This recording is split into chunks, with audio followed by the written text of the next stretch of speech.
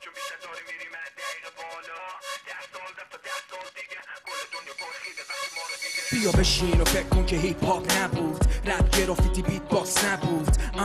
همه بیکار شب و روز میکردیم و بودیم بیمار هنوز تو تصور کن هیچ کس نبود همه بودن آره اما هیچ کس نبود فکر کن برام اعلام وجود نمیکرد بعد 24 ساعت هیچ سکوت نمیکرد اون وقت بود که این دریا طوفانی تر بود زخارا نبودن تابستونا طولانی تر بود فکر کن یاس باختم و خوش میشد تو سر جنگی تو دردم که پشت به فردا فکر کن شبامون توش نور ماهی نداشت مرد تنها علی سورنایی نداشت فکر کن جادوگران نمیگفت که تصور کن پجاشیه رو خوبیات تمرکز کنم بالا پایین ببر تو دست تو پشت مات میزنیم اینجا ما حرفا رو شیشه رو باز کن خودتو بغلی که خورین ما همینیم و همینو بلدیم انگار داریم میریم توی سفینه حالا چون بیشتر داریم میریم از دقیقه بالا 10 سال رفت و 10 سال دیگه کل دنیا گرخیده وقتی ما رو دیده کل دنیا گرخیده وقتی ما رو دیده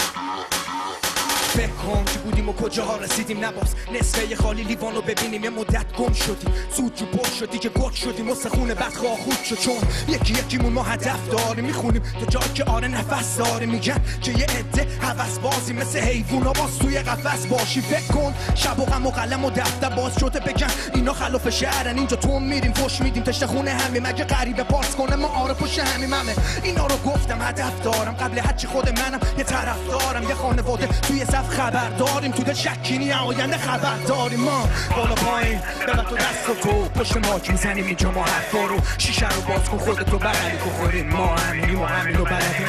داریم میریم توی سفینه حالا چون بیشتر داریم میریم از دقیقه بالا 10 سال رفت و 10 سال دیگه کل دنیا گرخیده وقتی ما رو دیده کل دنیا گرخیده وقتی ما رو دیده